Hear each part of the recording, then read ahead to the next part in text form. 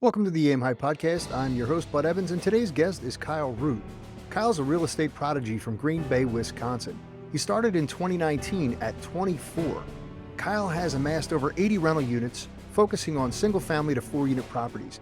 Here are my key takeaways for this episode. First, the effectiveness of house hacking for initial property acquisitions. Second is the power of the BRRRR method, buy, rehab, rent, refinance, repeat, in scaling your investments. And third, navigating market changes with strategic refinancing and debt management. Join us as Kyle shares his rapid journey to success in real estate, where we provide real estate investors with the tools to achieve generational wealth. This is the Aim High Podcast, episode number 61. Good day, high flyers, and welcome to the Aim High Podcast. I am your host, Bud Evans. Today, I am joined by Kyle Root. How are you today, Kyle? Good, bud. Thanks for having me. It's a pleasure, man. Hey, listen, we have some mutual friends, but can you do me a favor and just give me a quick introduction? Yeah. So Kyle Root, born and raised in Michigan, live in Green Bay, Wisconsin now. Currently sit around 80 rental units, doing about 1 or 2 flips a month. And just, growing the business. Started back in 2019 and got Jen Josie connected you and I. Great person. So that's just a little bit about me. Dude, that's a little bit of a lot. Like, you started in 2019. How old are you now? 29. 29. So I got to go ask my son, what are you doing? I'll be 32. Listen, man, over 80 rentals in Yep. 5 years. Correct. That is awesome. Is that primarily single family? Is it multifamily? Yeah. It's all 1 to 4 units. I own 1 fourplex, 2 threeplexes, and everything else is a combination of single families and duplexes. Yeah. How did you start collecting properties? Yeah, great question. How I started is not how the same method that got me here. And one of the greatest underutilized methods that I believe is house hacking. And that's what I did for my first 3 rental properties, or 3 rental units rather. I bought a side by side duplex. So that was my first one, house hacked. I think at the time they required 15%. Now they just dropped to 5%, but 15% renovated, lived in one side, did that for my first duplex, did the same thing with the single family home, rented out the bedrooms. But that was over a course of probably a year. And I realized that, man, I'm going to have to house hack forever in order to get out of this, right? That's what I started dipping into, understanding private money, hard money lenders, and finding quick underwriting, having the capacity to offer cash. Even though it's not my cash, it was still cash through private lenders. And long story short, it's a well-known method, the BRRRR method, right? You buy with other people's money or your money or whatever it is, buy, rehab, rent, refinance, and then repeat. And once that light bulb clicked for me at the end of 2019, early 2020, the market where I'm at, I buy primarily Green Bay, Wisconsin, in Milwaukee, Wisconsin, and then starting to dip into some other areas. But at the time, you could buy properties for 50, 60,000, stick 10, 15 grand into it and cash flow $200-300 all day. And you could cash out refinance, get 5 or 10 grand back. And when you're able to do that, you can scale that volume. Now, it's a little bit different with interest rates and what the market is doing today. So I had to make some corrections. But I would say there was a combination of right time, right place. But I also don't want to remove the fact that I had to do the work, right? Like, Yeah. you can be right time, right place, but you have to capitalize on that. Really utilize the BRRRR method to get to where I am. Awesome. And then, so now just taking that and running with it, what are you finding the differences are? How are you handling those interest rate increases, the materials increases, the difficulty finding labor? How are you handling all that stuff? Yeah. I think that one of the things maybe 6 to 8 months ago that we had to understand is like our margins are just going to be tighter. They are what they are. I was lucky to be able to build up enough cash flow over the last 2, 3 years where I didn't necessarily need to be a heavy cash flow investor. If I could make $100 a unit, I'm okay doing that today. because I know if I can lock in on 30-year debt and be at 7, 8% interest rate and still cash flow, Mhm. really, if you're making $100 a month, you're not making anything. But $100 a month, I know in 3 to 5 years, if I have 10, 15, 20, 30 properties that I can refinance from 7, 8% down to 5%, 4%, my Yeah. cash flow is going to go through the moon. So really our strategy hasn't changed. We just accepted a much smaller margin, knowing that in 3 to 5 years, it's going to pay out big time. And over 3 to 5 years, we're paying down debt. And one of the things that people don't talk about is as you pay down debt, like a lot of people right now are talking about rate term refinances in the future when, if interest rates go down, if, however we want to look at it, right? Mhm. When interest rates drop. But what you've also done over the course of 3, 5, 7 years during this pay down, you pay down your principal. So not only am I going to refinance my rate, if you just refinance your rate, you're still paying at the current debt amount that you're at 3, 5, 7 years ago. So I'm going to refinance the rate. I'm going to keep the same payoff schedule, but I'm going to refinance at the current debt amount so Yeah. that I'm gaining on interest, gaining on changing the debt amount that I'm taking out through the loan's eyes, if that makes sense. Yeah. I'm gonna throw a cliche at you because it's exactly what you're doing. Don't wait to buy real estate and wait. Even Dave Ramsey's saying, "What are you waiting for? Go out there and buy a property and then refinance when the rates come down." Hey, if You he's know? saying that, And that's Dave Ramsey. He's don't spend, don't leverage, don't do anything, buy everything cash. And he's still saying, "Go out and buy it now and then refinance when rates go down." He's even talking about leverage right now. exactly. Yeah, it's impressive. But dude, there are people that would die to have a $100 per unit for 80 units every month coming in $8,000 in cash flow. The average answer that I get when I ask somebody, "Hey, what's your number? What are you looking for per month that sets you financially free?" It's somewhere between 5 and 10,000.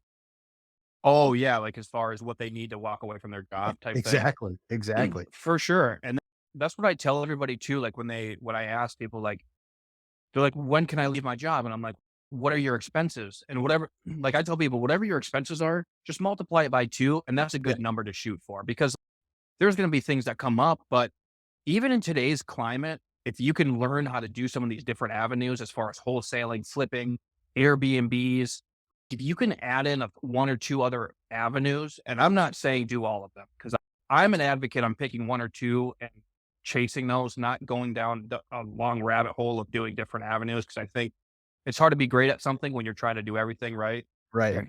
But to get $5,000 to $7,000 a month in cash flow with the right Airbnbs, a couple flips, long-term rentals, it's not unreasonable to accomplish in a few years, even in today's Yeah, climate. So I still encourage people to buy. And like you said, hey, Dave Ramsey's telling people that means something. yeah. Dude, I tell people all the time, I'm like, "Look, if you get yourself up to 20 doors as fast as possible, cash flow is somewhere around $500 a month, there's your 10,000." You For know? sure. Now, if you choose to keep your job and you snowball that, your mortgages are paid off in 3 to 5 years, now you're making 20,000 a month. You know? Yeah. Go. Yeah. What are you waiting for? Just go. I agree. And the thing is if you get in the right groups, you and mutual friend Jen, like you guys coaching people, there's so many different strategies out there. Like the day and age of putting 20% down on a property and having 150, 200 grand left into deals, it doesn't have to be done anymore. There's seller carrybacks. There's Pace Morby. He's famous for not carrying any bank debt. There's so Yeah. many different ways to go about doing it. You just got to figure out what your lane is. However you want to purchase and renovate, whatever your lane is, pick it and just chase down it until you figure out what you want to do. Because 90% of investors that start, we all want to leave our job. It's what people want. People want to be able to leave their job, be financially free from the man, if you will. And you just got to figure out what that is, pick your avenue and start running down it. And like you said, like if 20 units, you're playing ball for Yeah. sure. Yeah. My son was like, "Dad, I wanna stop at 10 or at 5." He said 5, and I said, "No, don't go to 10. Yeah. Let's get you to 10 units and have them pay down." And then he's a respiratory ICU assistant director at a teaching hospital here. So I'm like, "You get to 10 And by the time you are eligible for retirement, if you've refinanced those things, you're making 10,000 a month.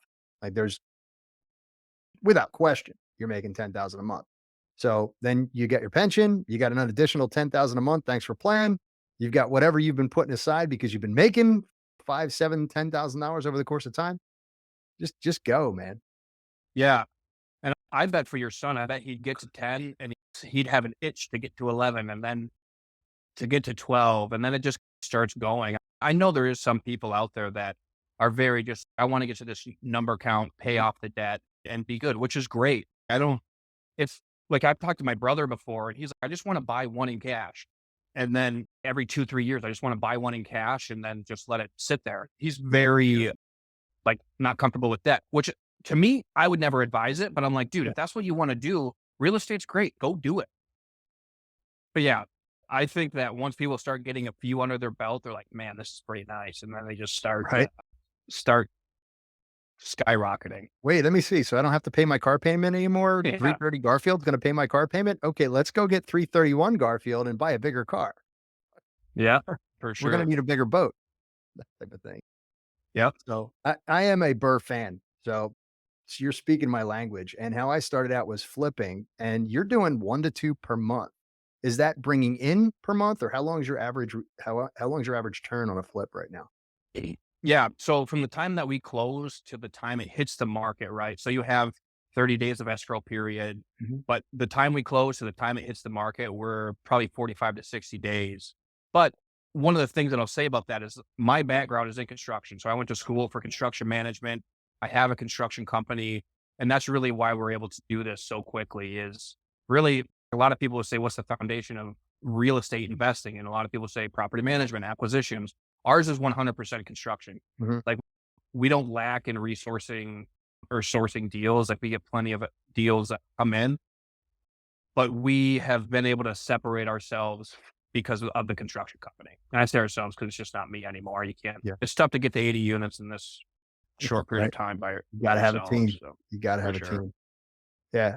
Now, just out of curiosity, since you brought up sourcing, how are you sourcing the majority of your deals right now? Yeah, it probably blow people away, but 90 to 95% of our deals come right off the MLS. There you go, man. There you go. Yeah.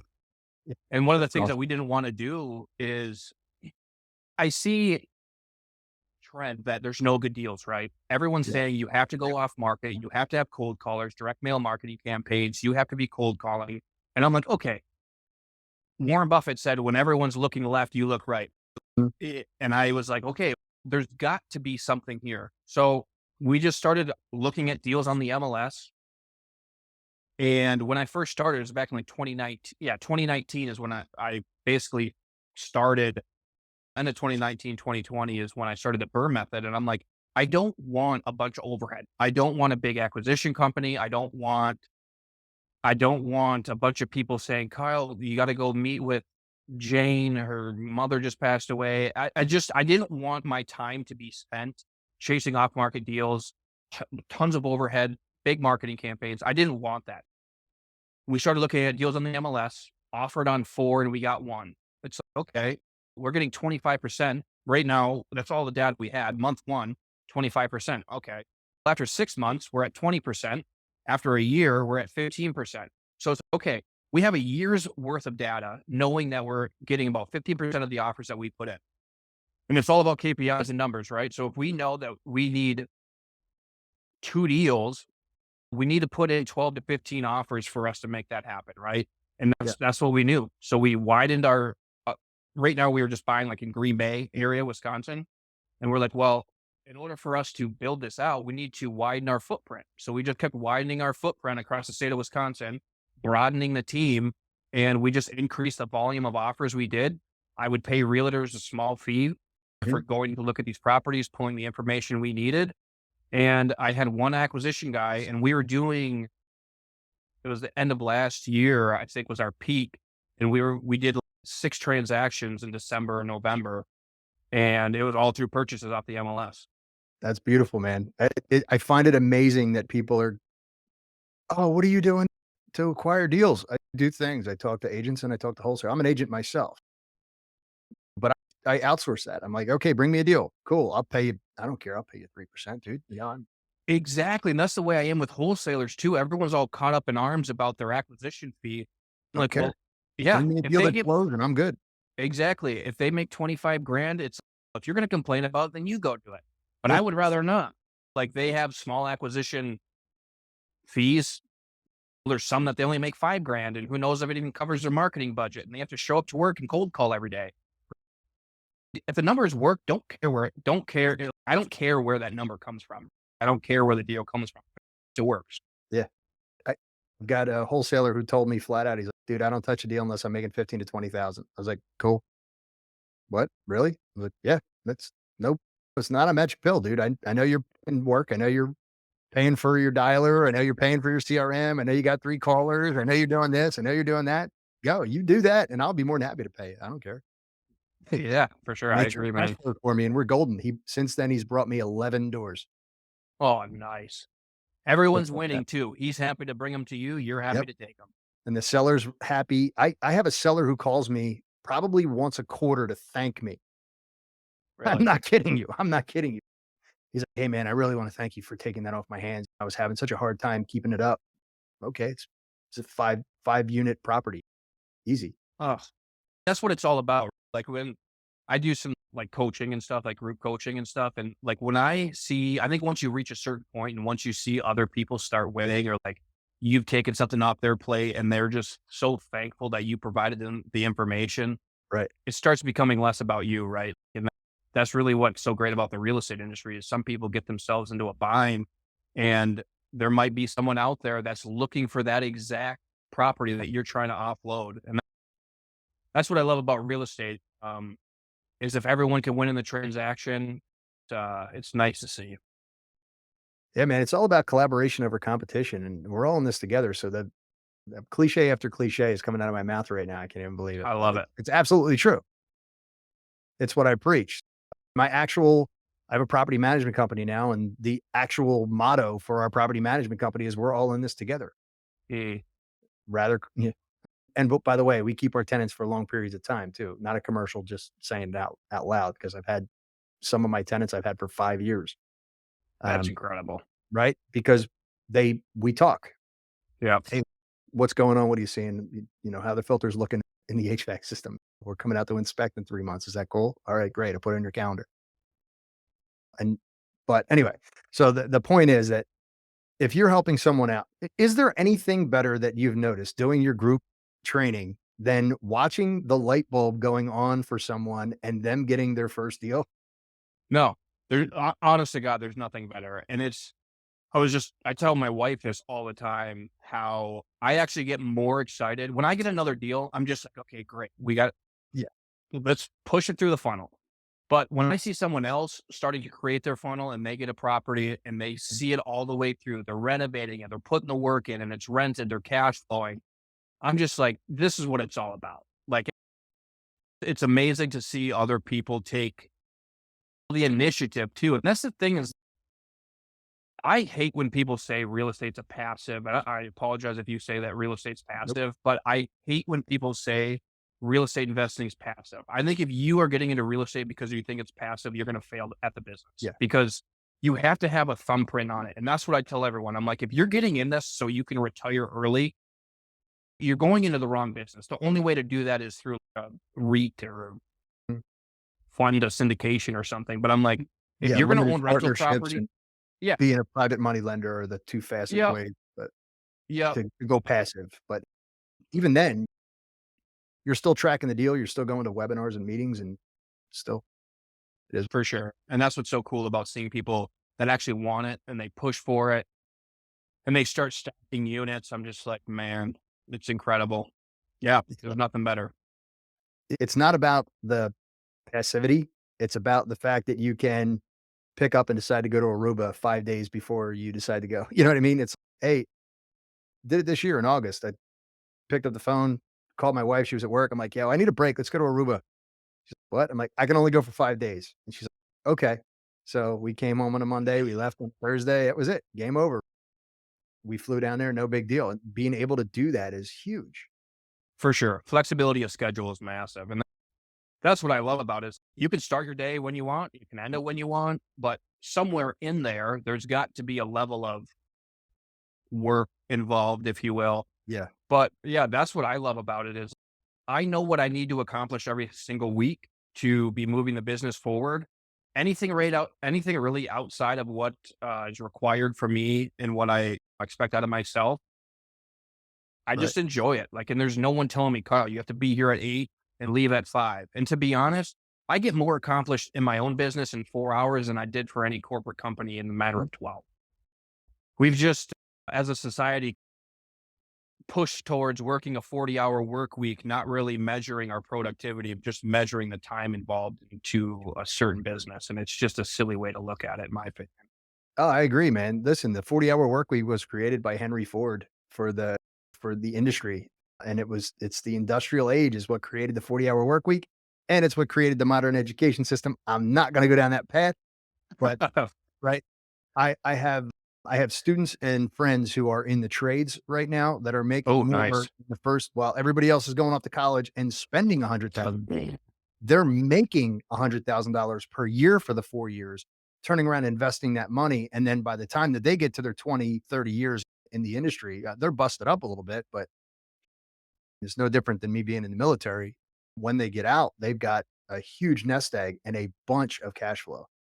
For So, sure. And they have a massive skill set. Like I went the college route and I came out after 4 years or 4.5 years, went and worked for a job. I'm like, okay, I literally was going through training on the site, like, so construction. And I'm like, I literally don't even know what I'm doing here.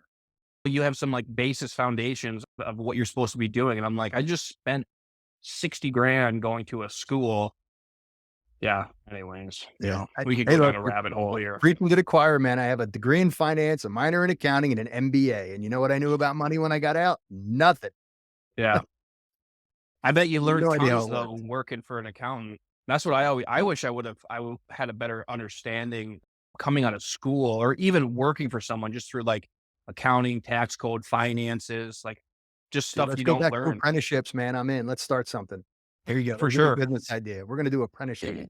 I love it. Awesome. All right, man. So every burr is a flip. Every flip is a flip, but not every flip is a burr, right? Yep. All right. So what are you finding as far as your flips go? Are you running into any nightmare stories? I think right now, no, I wouldn't say I have a bunch of nightmare stories at the moment, but I will say that we've definitely ran into situations of unforeseen, right? Just like anybody. And for me living in the Midwest, and I don't know if you've heard, but everyone is pretty familiar with the Michigan basement. Foundations out here are a disaster. Water drainage, it's always sitting up against the foundation, gets cold, pipes freeze, pipes burst, etc. And that's what we deal with here. So I would say most of my problems are with foundation structural problems. But the thing is I'm willing to take those on because we can self perform them. And we bring in a structural engineer. We've coupled with a structural engineer here. He'll come in, give us the calculations, recommendations that are needed. And we've jacked houses up. We've jacked houses up. We've had them up on stilts. We've poured the foundation, set them down. Like, we've really done everything. And I bring that back to just my construction background and having the ability to self perform. But I would never advise someone to go down that route. It's just not necessary.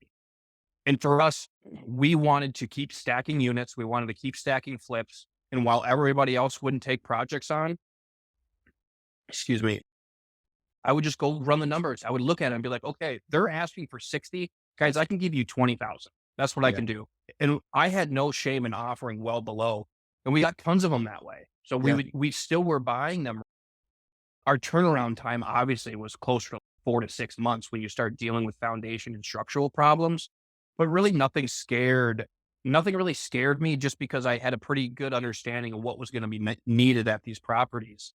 And like I would say, if someone's starting out, just find cosmetic updates, have a strong structural fundamental for the property, and Mhm. just look for cosmetics. As you get some experience, I don't want to say it's getting cute, if you will, but you can start finding some new things that, hey, if this beam is on a plumb. This is what we can do. You'll just start learning. But Right. I wouldn't let your first or second property, long story short, be a massive renovation because the variance of 5 to 10% could bury someone. And if I've heard way too many stories of people, their first investment being bad and they never did it again. And I would Yeah. hate for someone to get into that. Right. All right. So, Kyle, I'm going to ask you before we get into the soaring four, what's your takeaway as your wealth increased?